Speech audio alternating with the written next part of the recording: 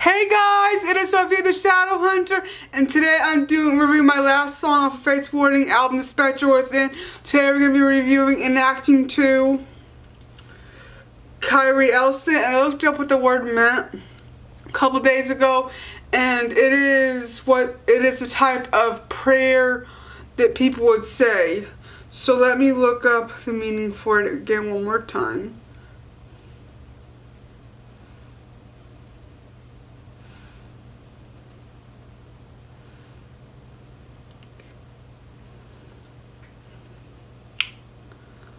Kyrie Eleison is a Greek translation of a vocative case, a common name of an important prayer of Christian liturgy called Kyrie Eleison.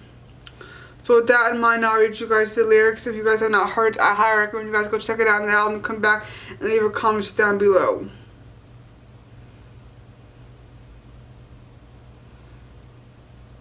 So here's Kyrie Eleison lyrics by Fate's Warning. I hope you like it.